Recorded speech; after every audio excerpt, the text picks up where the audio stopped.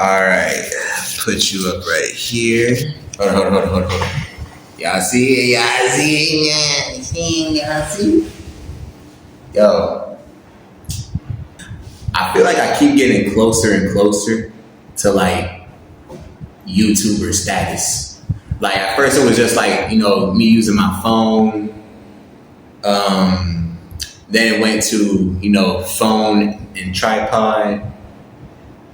Then it went to, like chair, phone, tripod, controller. Now it's like, we getting there. We getting there. Okay, we getting there. Be right back. Alright, and check this out. You know what I'm saying? It's the headphones. You know what I'm saying? I just click, hold on. And here are my headphones. You know what I'm saying? It's nothing too serious, but they get the job done, okay? They get the job done. My headphones right here. Oh yes, I love this lighting. All right. We all got our blankets. Hold on. All right, we all got our blankets and everything. So now, do we need anything else? No, that's it. All right, let's get started on the video.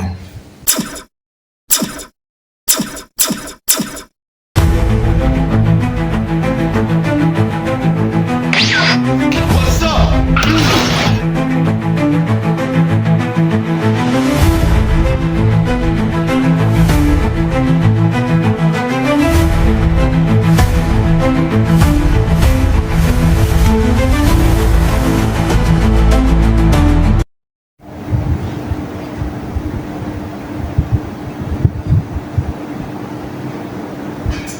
Alright, let's get into it. I continue to recall that weekend as if it were a nightmare from which I never fully awoke. I was 16 and living with my parents in a quiet neighborhood on the north side of Fort Collins, Colorado, the kind of place where everyone lives a boring life. My parents were taking my aunt down to Denver because she was pregnant and started having complications. They asked if I'd be fine alone for 2 days. I said yes right away. Yeah, I didn't don't want to answer the admit door. it, but I was excited. I was excited not only because I had the house to myself, but also due to some personal reasons. I was dating a guy named Rory, and we were really in love. He was handsome and pampered me a lot. She's trying to get some talking action. about finally being alone together without parents around. After my dad left that night, I called him. We whispered on the phone like we were doing something illegal. Who is that in the background? He said he could come over at around midnight. Hold on, nah. Who is that? Who was that in the I was background? dating a guy named Rory. After my dad left that night, what? I called him. Bro, there's somebody back. Oh my God, bro. There's somebody back there in the background, bro. Y'all see that? Fam, she has no blinds.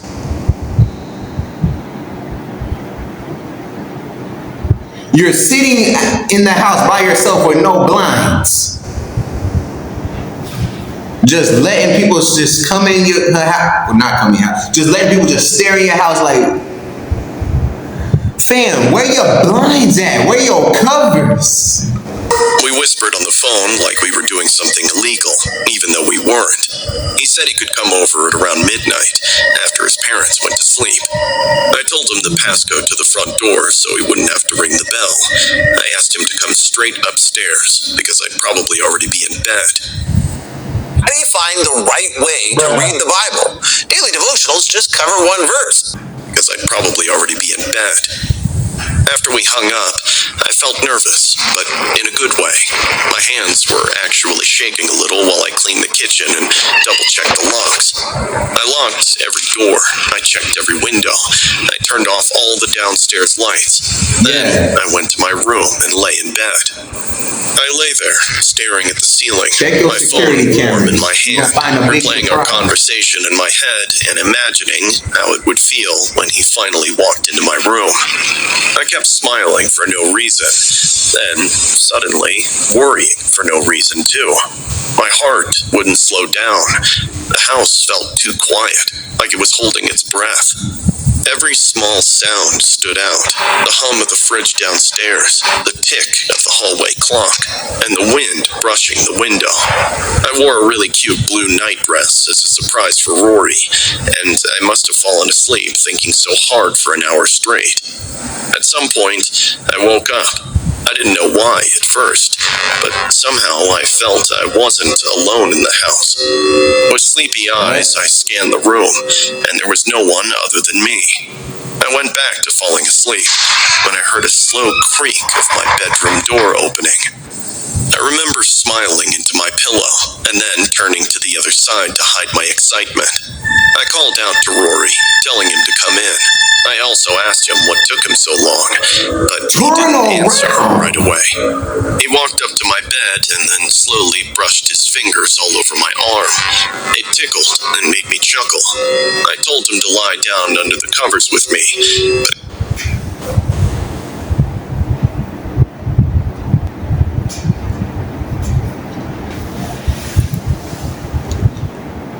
Suzanne, turn around. Confirm that it is in fact your sneaky link that is touching you and grasping your shoulder. Yo, I want to see how this plays out, bro. She has no sense of awareness. Kids, don't be like this girl. he just sat down on the bed. I felt the bed dip slightly with its weight. Up until now, he didn't say a single word, so I got a bit annoyed and told him to lie down and stop being weird. He still didn't say anything. That should have been my first real warning, but when you're half asleep, your brain fills in the blanks the way it wants to. I reached my hand back without looking, trying to find his arm so I could pull him closer. What I touched was not what I expected. The arm wasn't smooth or familiar. It was thick, extremely hairy, and quite muscular for a teenage boy. My hand froze. Every part of me went cold at the same time. I rolled onto my back, and I saw him. The person sitting on my bed, touching me a few moments back, was not my boyfriend. He was older, much older. His face was lined, his hair thinning, and his eyes were wide in a way that didn't look right. He was sitting inches from me, grinning like he had waited for this opportunity for so long. I screamed. Ah! What the hell? He flinched back and raised his hands. Yeah. Get the freak out of my house. I just came to watch you sleep. Oh my god! Mr. Paulson? Is that you? Realizing that a man of my father's age and our neighbor, Mr. Paulson, who watched me grow up right in front of his eyes, would do something so vile and disgusting, I began screaming louder. He started panicking. It hit him that what he had done was enough to put him behind bars. Get out of my house! He stood up, clearly trying to leave. That's when my bedroom door opened again. I saw Rory. He had his phone in his hand like he was about to text me, probably wondering why I wasn't answering. Mr. Paulson tried to rush past him. Rory stepped in front of him without thinking. The creep punched him in the face. I heard the crack, and Rory went down hard. He shoved past Rory and ran down the stairs. Rory, go get that man. Go get that man. I ran to Rory, shaking so bad I could barely hold my phone when I called 911. The police came, and Rory was taken to the hospital. My dad was informed too. Rory stayed in the hospital for 4 days with a broken nose and a concussion. I didn't sleep at all that night. My dad filed a report against our neighbor. A few days later, the police arrested him. He confessed to watching me for days. Mr. Paulson heard me on the phone with Rory while standing outside our kitchen window.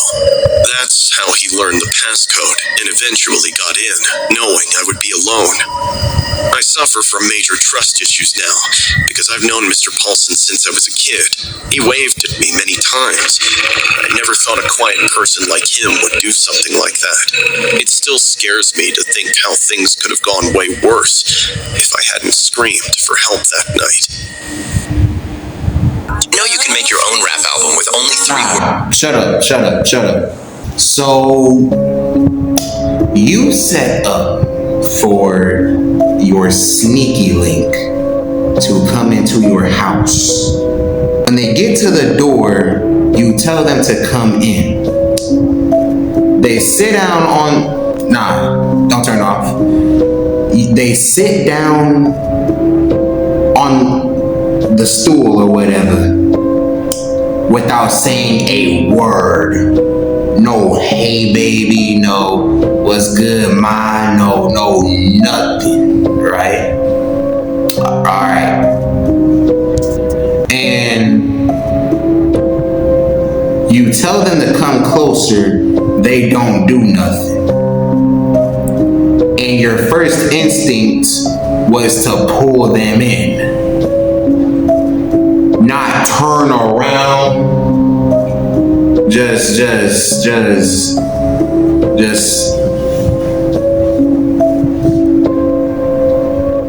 Are you slow? Story 2, let's go. 2 years ago, something watched me from a 3rd floor balcony, and if I hadn't noticed it, my neighbor would have died that night. I was living alone in a quiet, aging apartment building on the east side of Bellingham, Washington. The building was old enough that the pipes knocked at night, and the hallway lights flickered, but nothing bad ever happened there. That was the reason I liked it. Nothing ever happened. That night, just before midnight, I walked to the corner store to buy cigarettes. The streets were empty. When I came back, I stood outside the front door of my building and dug through my pockets for my keys. That was when I felt like someone was watching me. It was not a strong feeling. It was just enough to make me stop moving. I looked around and saw no one. I even tried to listen for footsteps in case a creep followed me home, but again, I heard nothing. Suddenly, I looked up. I can't explain why. I just did. At first, my eyes kept moving all over the building. Then, I noticed the 3rd floor, the balcony outside Mr. Newton's apartment. I saw a woman there. She's standing still and looking down at me. She was not leaning on the railing. She was just standing there. She wore a white bathrobe that moved slightly in the wind. The robe looked too thin for the cold night air. Her long hair was loose and blowing across her face. The pale moonlight made her skin look washed out and wrong, like the light was draining the color from her. Her face had this weird smile that made me feel uneasy. It was as she could see through me. I felt awkward, like I had caught someone watching me through a window. So I raised my hand and gave a small wave. She waved back. Her hand moved slowly, almost carefully. It seemed for a second that she was calling me to her. I got goosebumps behind my neck. Then she turned and walked back inside the apartment. I stood there for a few seconds longer than I should have. Something about the way she moved felt off. I kept thinking in my head that it must be Mr. Newton's wife waking up in mid-nap to get some fresh air on the balcony. Deciding not to overthink this interaction with Mrs. Newton, I unlocked the door and went inside. As soon as the door closed behind me, a thought hit me hard enough to make me stop walking. Mr. Newton's wife had died. She had passed away only a few weeks earlier, after a long illness. I remembered the funeral flowers in the hallway. I remembered the quiet way Mr. Newton said thank you when people offered condolences. I remember that he lived alone now. If there was a woman inside that apartment, she was not supposed to be there. Cold shivers ran down my spine. I began climbing. How you know if he ain't get remarried? This is why it's important to sometimes just mind your business, okay? Whoever's in there's not supposed to be in there. Sucker, how would you know Mind your business. It could save your life one day. Sheesh. That's how people keep dying in horror movies. You horror movie A word, N word.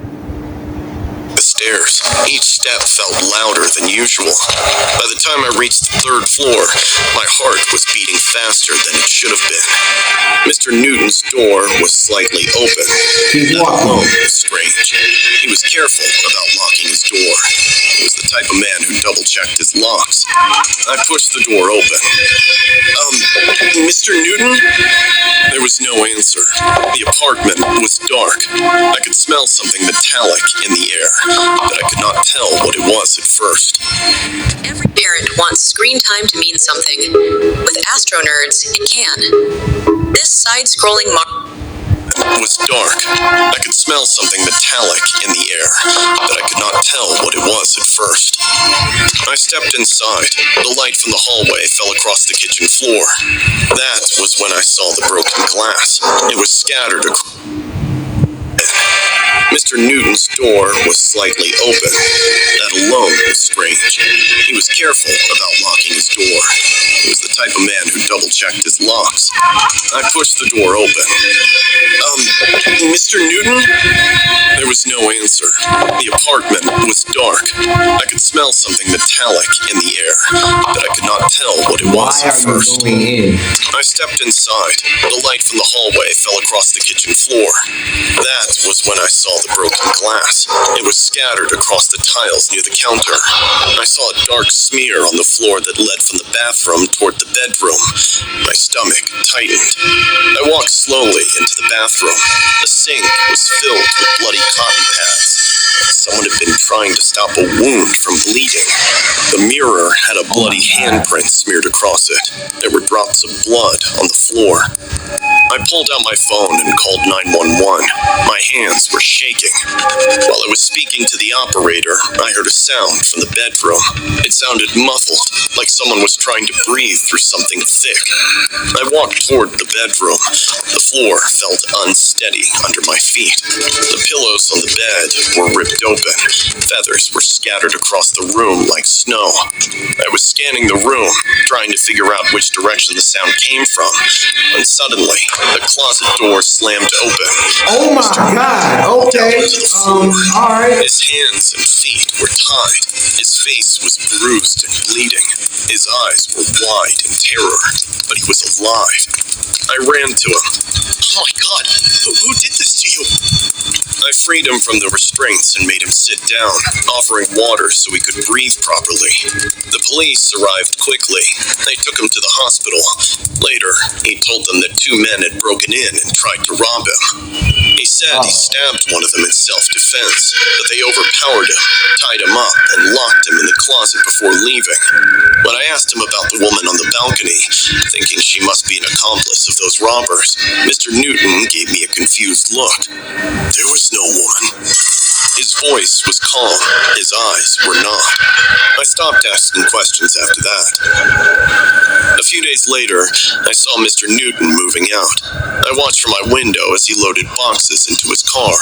I noticed him holding a white bathrobe. It looked exactly like the one the woman had been wearing that night on the balcony.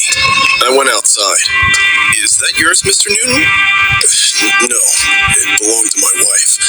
But why are you asking? I don't recall what I said in reply. Whatever that woman was, it wasn't there to scare me. It was there because if I hadn't looked up that night, Mr. Newton wouldn't be alive. My dog Ranger died this morning. Okay. He was old. His fur had turned gray around his eyes, and his legs had started to shake when he... Alright. Kids. Make sure to still mind your business, alright? Just...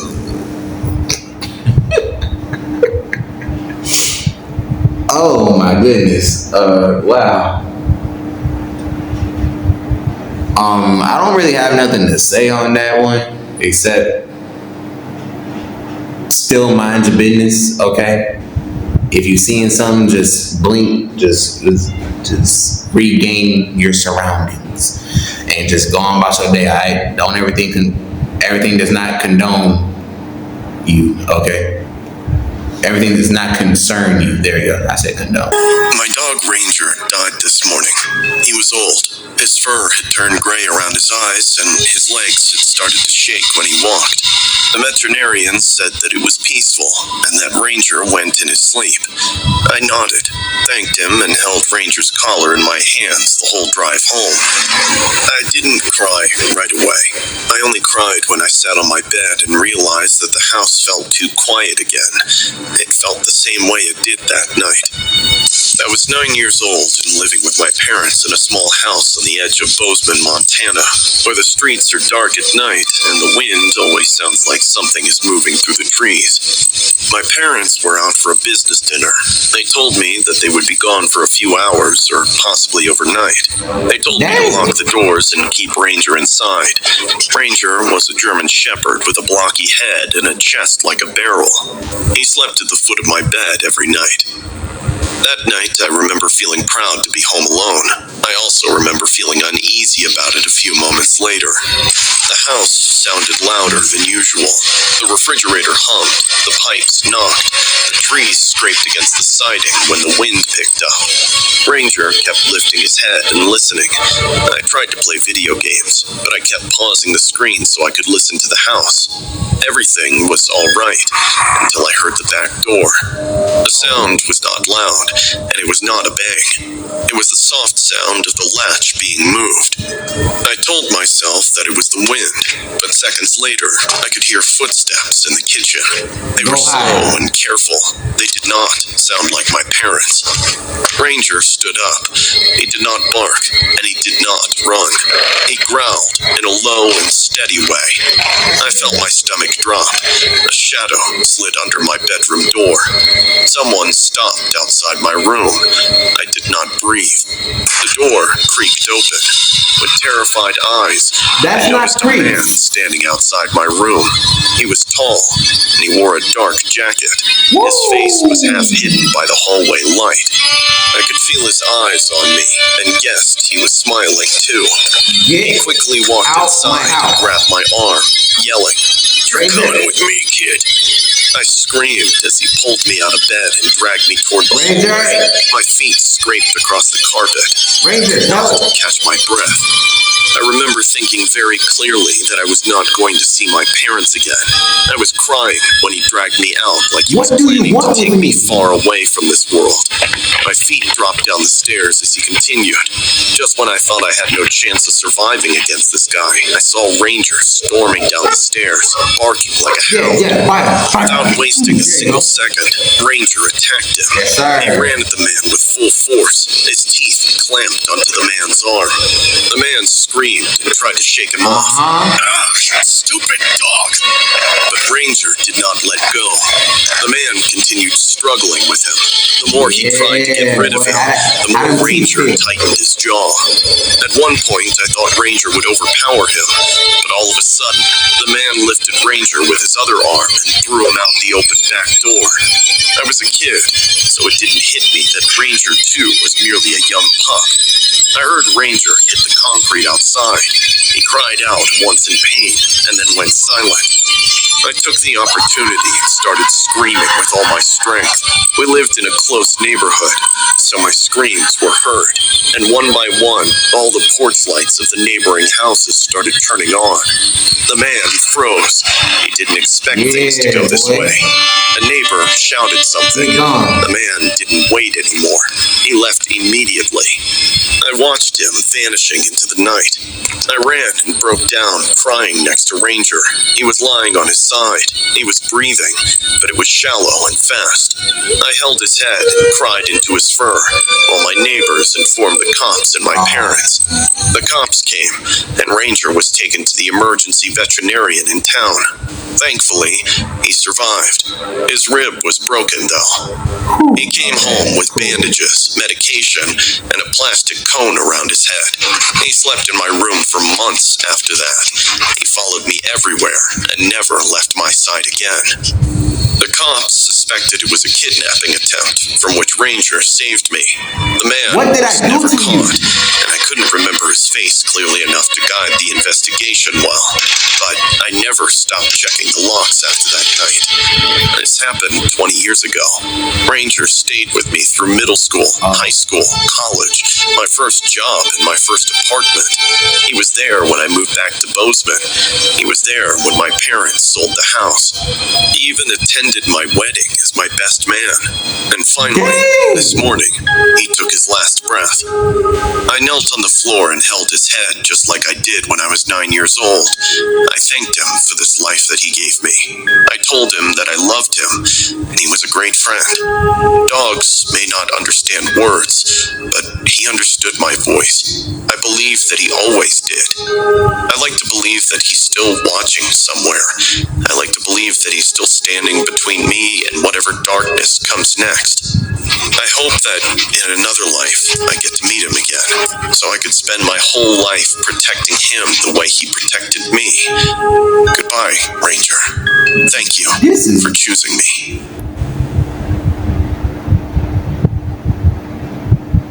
Bro, that's a good ending, but it's not. Shut up. That's a good ending, but like at the same time, it's like, dang, bro, the hero dies at the end. Ah, crap. It's gotta suck. Like, yo, imagine your life continuing only because your dog was there, and now you just look back and they just gone. Like that's just wow, dude. Alright, you guys, that'll be all for today's video. Hopefully you guys enjoyed, and hopefully you guys, peep the new desk setup. We're, like I said, we're getting there. If you enjoyed today's video, make sure to, spear through that like button, subscribe today to join Spartans, and I will see you guys in the next video. Love you guys. Have a great day. Mind your business. Bye.